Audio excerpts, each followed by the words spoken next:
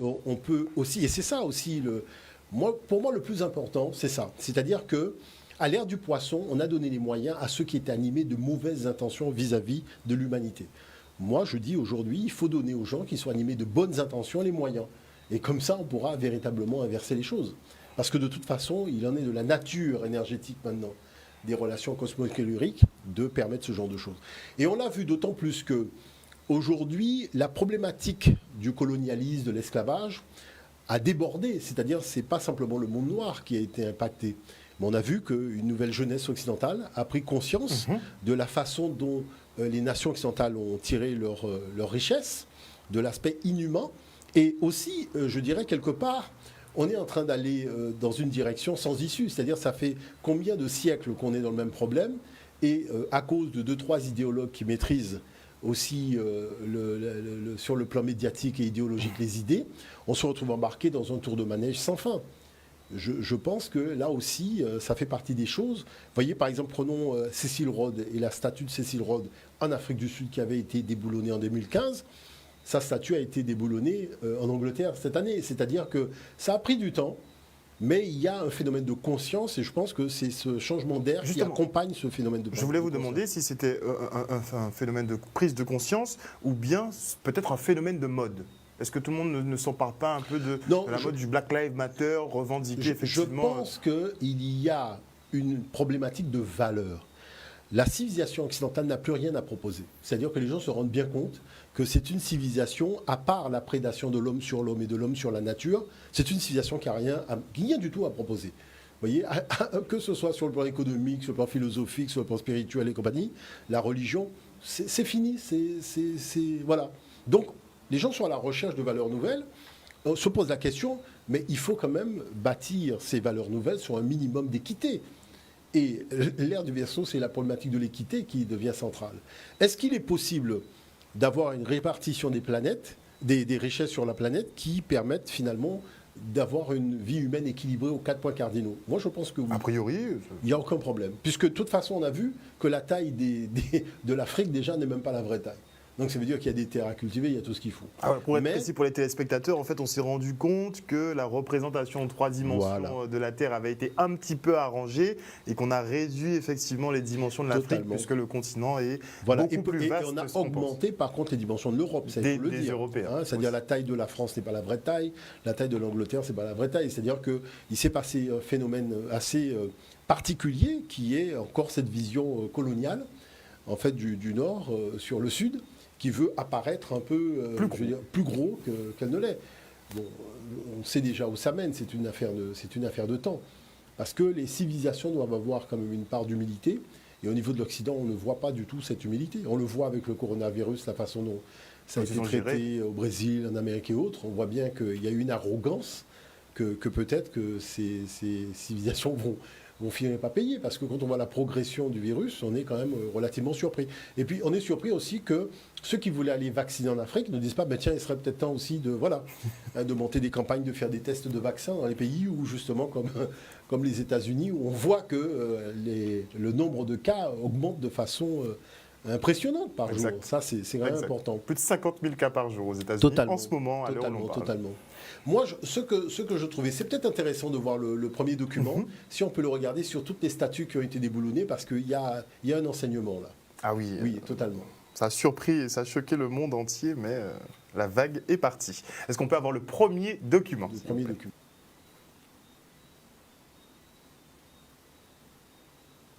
Et une partie de sa fortune à l'université. En ces temps d'activisme antiraciste, la présence de cette statue leur est devenue insupportable. I want Oxford to stop glorifying a racist, a white supremacist. It speaks volumes about the university, and we grew up in Oxford and we want to see change. Une manifestation similaire s'était déroulée en 2016 sans succès. Mais la colère a redoublé depuis la mort par asphyxie de l'Afro-américain George Floyd. Le drame a relancé le débat sur le racisme et le passé colonial du Royaume-Uni. The whole empire. All of Britain, universities, cities, industry was all built on materials, resources and wealth taken from other parts of the world. Un passé que de nombreux Britanniques veulent cesser de mettre en valeur. Sous la pression populaire, la statue du marchand esclavagiste Robert Milligan a été retirée à Londres. Même chose pour la statue d'un autre marchand d'esclaves, Edward Colson, qui a fait l'objet d'un déboulonnage spectaculaire à Bristol. Un mouvement qui a aussi fait des émules à Anvers, où une statue du roi Léopold II, symbole du régime colonial belge, a été dégradée puis enlevée.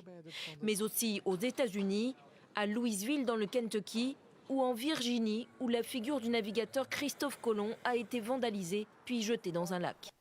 Alors, on voit justement qu'au niveau international, les déboulonnages de statues sont limite légitimés par les policiers, par les gouvernements, limite. Et en France, on voit que c'est un peu l'effet contraire. On accable un peu justement les auteurs de ces déboulonnages, quitte voire à les traduire en justice même. Alors, c'est très intéressant, c'est très révélateur d'un certain climat idéologique. Je dirais, ce qui se passe dans les pays anglo-saxons n'est pas vraiment suivi des faits au niveau de la France, au niveau de tous ceux qui ont l'habitude de s'exprimer sur des problématiques de droits de l'homme et de valeurs de la République et autres. Là, tout le monde est aux abonnés absents. Bon. C'est-à-dire qu'aujourd'hui, il y a une problématique de fond. Cette problématique de fond, c'est que, vous voyez, même si aux États-Unis, il n'y a pas eu vraiment de loi pour le moment pénalisant la problématique de l'esclavage, il y a, en tout cas, on voit que la mort de Floyd a déclenché une espèce de prise de conscience de y'en a marre. C'est-à-dire que les gens se sont dit, bon, écoute, on ne va pas en sortir de cette affaire-là. À un moment, il faut descendre dans la rue et dire qu'il y en a assez. Et là, on a vu, effectivement, même en Angleterre, des élus prendre la décision d'enlever des statues parce qu'ils se sont dit, cette statue, en fait, sa place, c'est au musée, c'est pas dans le centre-ville. En France, on est dans du grand n'importe quoi. Et je vais vous faire écouter, justement, Mona Ozouf, qui est philosophe et historienne. On raconte n'importe quoi. Il faut savoir que le principe déjà de l'histoire, comme le dit Paul Ricoeur, c'est le fait de faire accéder les populations à la dignité de l'objectivité. On n'y est pas. C'est-à-dire qu'aujourd'hui, on a deux problématiques de fond au niveau de l'histoire coloniale et esclavagiste en France. C'est que, premièrement, les matériaux historiques émanent de gens impliqués dans le crime. C'est-à-dire quand on vous dit tel armateur négrier, il est impliqué dans le crime. Quand on vous dit tel colon, il est impliqué dans le crime. Donc, on sait que ce sont des matériaux partisans. Il n'y a plus d'objectivité dans ce... Ultra-partisan. Ultra-partisan. Et on présente cela comme une source historique. Comme la vérité. C'est au-delà du réel. C'est-à-dire que là, on est dans du grand n'importe quoi. Et arriver à en faire entendre raison là-dessus, c'est quand même, je dirais, un peu des fois la croix et la bannière. Mais il y a une chose qu'on sait, c'est que l'histoire étant écrite par le vainqueur, on a un deuxième problème, c'est que la France est juge et partie. Vous allez devant les tribunaux, la France est à la fois juge et en même temps elle est partie. Donc, on n'a pas la possibilité d'avoir justement cette objectivité, parce qu'elle est impliquée dans le crime. Justement, on a cet exemple de la statue de Colbert qui trône devant l'Assemblée nationale. Il faut comprendre une chose. Moi, je vais dire une chose qui est vraiment très importante. Il ne s'agit pas d'un crime contre l'Afrique, il s'agit d'un crime contre l'humanité. Lorsque Macron était en campagne, lui-même a rappelé que la colonisation est aussi un crime contre l'humanité. Donc lorsqu'on parle du crime contre l'humanité, on ne peut pas renvoyer le débat à un aspect partisan. Parce que l'humanité, c'est-à-dire tout le monde humain est concerné par ce crime. Donc on ne peut pas venir dire aujourd'hui qu'on trouve normal d'avoir la statue de quelqu'un qui est impliqué et actif dans un crime contre l'humanité.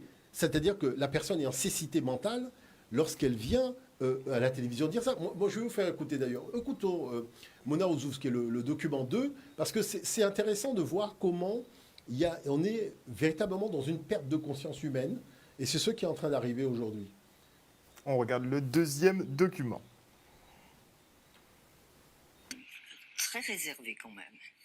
Autant je comprends parfaitement le déboulonnement de la statue d'un tortionnaire par un peuple qui vient de vivre une période affreuse de despotisme. Je comprends ça très bien. En revanche, je ne suis pas absolument sûre que démeubler notre espace des statues anciennes soit une très bonne idée. D'abord parce que je n'aimerais pas du tout, pour ma part, vivre dans un pays où les rues n'auraient pas de nom et simplement des numéros. Je crois qu'on ne se rend pas compte assez souvent de la profondeur historique que donne à un peuple le fait de se promener à travers des statues et dans des rues qui portent des noms. Et par ailleurs, le problème, c'est que s'il faut absolument purifier tout notre passé, c'est-à-dire ne garder sur nos places que des êtres absolument parfaits, il va y avoir quand même un déménagement considérable. Et je suis hostile à cela. Je suis hostile au fait que nous devenions un peuple sans image, sans statut, etc. Alors ces statues méritent-elles, évidemment, il y a une célébration dans le fait de poser une statue dans un endroit, il y a aussi un hommage. Mais l'hommage peut être, justifié, il peut être corrigé, il peut être contesté. L'exemple qui m'est constamment proposé, c'est bien entendu l'exemple de mon cher Jules Ferry, à qui on doit non seulement l'école primaire gratuite et obligatoire et laïque, mais auquel nous devons toutes les libertés sur lesquelles nous vivons. Parce que dans les 6 petites années où il a exercé le pouvoir, ce que nous lui devons, c'est la liberté de la presse, c'est le journal du matin, quel qu'il soit, que nous achetons, c'est la liberté syndicale, c'est l'élection des maires, point capital de la vie française. Nous lui devons tout ça, nous vivons encore là-dessus. Alors, il a été, nous dit-on, un colonisateur. Il a été en effet un colonisateur sans état d'âme. Il n'a pas été un colonialiste. Ce colonisateur maintenant pourfendu est quelqu'un qui a fait des écoles partout en Algérie, des écoles qu'il appelait tendrement mes filles, les écoles d'Algérie. C'est quelqu'un qui, assistant à une interrogation d'un petit Mohamed par une maîtresse qui avait fait venir évidemment son meilleur élève et qui demande au meilleur élève devant les autorités, Jules Ferry, l'inspecteur d'académie, Mohamed, peux-tu dire à ces messieurs ce que c'est que la France? Et Mohamed répond, monsieur, c'est notre mère. Et Jules Ferry note dans son carnet, pauvre petit perroquet, dis plutôt notre marâtre. Voilà le colonialiste. Avec les écrits de Ferry, judicieusement découpés, on peut faire un magnifique pamphlet anticolonialiste. D'ailleurs, il a comme ennemis principaux les colons, arc-boutés contre les écoles. Si on enlève certains noms de rues, ben elles n'auront plus de nom. Totalement. C'est-à-dire que là, je dirais, il y a un problème de fond. D'accord ? Il faut savoir que, premièrement, quand on parle de statut, on parle d'œuvre d'art. Le but de l'œuvre d'art, c'est de susciter une émotion. Vous avez remarqué que lorsque vous allez taguer certains mots, le mot est enlevé, c'est-à-dire le tag disparaît, parce qu'on considère que l'émotion que vous avez suscitée à travers votre œuvre ne correspond pas, je dirais, à ce que, voilà, aux valeurs sociales de cette ville. Bon. Donc, ce qui veut dire que lorsqu'on a la statue de quelqu'un, et il faut bien comprendre une chose, hein, lorsqu'on prend le cas de Colbert, Colbert a 3 tares importantes. La première tare, c'est le déni d'humanité, parce que les Noirs, les Africains, il les a fait rentrer en tant que bien meubles. Ça, il fallait se fixer une limite, sa soupape a sauté. Bon. Ensuite, les gens qui rentrent dans la colonie rentrent par l'achat. Alors, on dit d'un côté que vendre et acheter, quand c'est l'Afrique, c'est pas bien, mais vendre et acheter de l'autre côté de l'Atlantique, comme par hasard, c'est bien. Et puis, la troisième tare, c'est que c'est un antisémite notoire. Parce que c'est le Pétain avant Pétain, le Pétain de Vichy, puisque le premier article du Code noir dit qu'il faut rafler les Juifs. C'est-à-dire que si vous cherchez le premier texte où on parle de rafle de Juifs dans l'histoire de France, allez dans le Code noir. C'est là où ça commence. Exactement. J'étais choqué. Donc, ce qui veut dire, mais non, mais c'est-à-dire que Colbert a ces 3 tares-là. Et comment quelqu'un qui a 3 tares comme celle-là peut être exposé devant l'Assemblée nationale sous prétexte qu'il a participé à la fondation de la nation sur le plan administratif ou politique.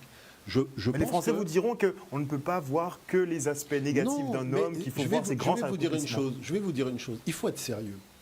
Parce que là, on est dans du grand n'importe quoi. Le maréchal Pétain, il y a des gens en France qui n'ont pas de statut. Le maréchal Pétain n'a pas de statut. Il n'y a pas de rue Hitler en France non plus. Oui, mais c'est-à-dire qu'il n'a pas de statut. Pourquoi ? Parce qu'il a eu effectivement une œuvre héroïque durant la première guerre tribale européenne, mais la deuxième, il y a eu la collaboration avec l'Allemagne nazie et il y a eu les rafles de juifs. La problématique de fond, c'est que, vous savez, avant, il y avait une très belle statue du général Dumas dans Paris, dans le 17e arrondissement. Mais Pétain a fait déboulonner la statue, l'a fait fondre pour que l'Allemagne nazie puisse fabriquer de l'armement. C'est-à-dire que la statue du général Dumas a servi à la confection d'armement allemand. Et ça a été fait par les Français. Et beaucoup de statues qu'il avait fait déboulonner ont été reconstruites, refaites et réinstallées. La statue du général Dumas est passée à la trappe. Donc, ce qui veut dire que, moi, ce que je vois dans les choses, c'est l'organisation, en fait, des crimes contre l'humanité qui, finalement, tient au fait qu'on cherche toujours, jusqu'à aujourd'hui, à absoudre les gens qui ont commis des crimes contre l'humanité à partir du moment où cette humanité n'était pas blanche. Parce que quand cette humanité est blanche, c'est un autre dossier.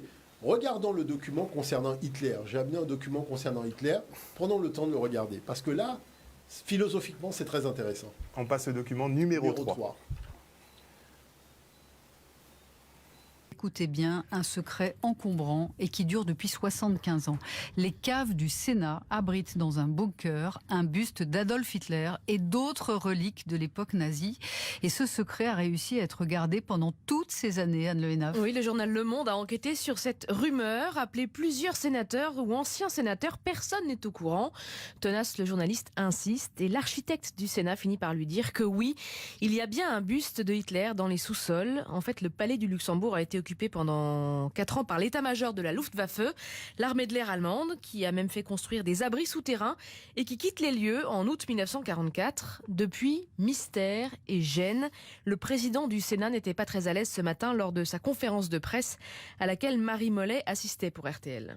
J'ignorais la présence de ce buste, je vais tout vous dire. Vous êtes dans un lieu qui, pendant 4 ans, a accueilli le maréchal de l'air en second, derrière Göring, maréchal Sperle, qui d'ailleurs occupait le bureau, qui est le bureau du président du Sénat. Je n'ai pas trouvé dans mon bureau de traces. Je suis certain que les services n'ont rien cherché à cacher. Et Gérard Larcher a lancé un inventaire. Il y a des livres, des meubles de l'époque nazie, un buste donc, et même un drapeau à la croix gammée. Ce n'est pas très étonnant que les nazis aient laissé des choses derrière eux en fuyant. Ce qui l'est beaucoup plus, c'est qu'elles ne soient pas répertoriées ou exposées. Mais on ne sait pas pour l'instant ce que va devenir le buste d'Hitler. Pas du tout. Peut-être qu'ils sont finalement très conservateurs. Non, mais là, il y a un cas d'école, d'accord ? C'est-à-dire que si une statue n'a pas pour vocation de susciter des émotions, pourquoi, lorsqu'ils font semblant de trouver et de découvrir une statue d'Hitler au Sénat, tout le monde fait « Ah, mais c'est quoi cette affaire ?» et compagnie. Vous voyez ? Donc, ce qui veut dire qu'on n'a pas affaire à des fous, mais on a affaire à des gens de mauvaise foi. Parce que quand le colonisateur, justement, les a agressés, ils savent qu'ils ne vont pas faire de nom de rue, ils ne vont pas mettre de statue, ils ne vont pas rappeler en fait au peuple la douleur qu'a été la période où ils ont été dominés par ce colonisateur venu de l'Europe, donc venu de l'Allemagne entre autres. Vous voyez ? Et ça c'est important de le souligner. Donc qui fait que lorsqu'on a découvert que des soldats à la retraite de l'Allemagne nazie touchaient une pension en France, en Belgique et dans beaucoup d'autres pays européens, parce que vous avez 2000 soldats nazis à la retraite qui touchent une pension. Mais tout le monde a dit, mais c'est quoi cette affaire ? Tout le monde a été voir Angela Merkel pour lui demander, mais c'est quoi cette affaire de nazis à la retraite en France qui touche une solde de l'armée ? Mais quand on a aboli, soi-disant, l'esclavage, c'était l'objet d'une transaction, on n'a rien aboli. On a tout simplement organisé une transaction financière qui a pris effet le 30 avril 1849. Exactement. Est-ce que vous voyez l'affaire ? Donc là, on voit bien que quand ça les concerne, comme par hasard, ils comprennent. On se quitte pour une petite page de publicité et on revient tout de suite après avec Nusere Kalala Omotunde.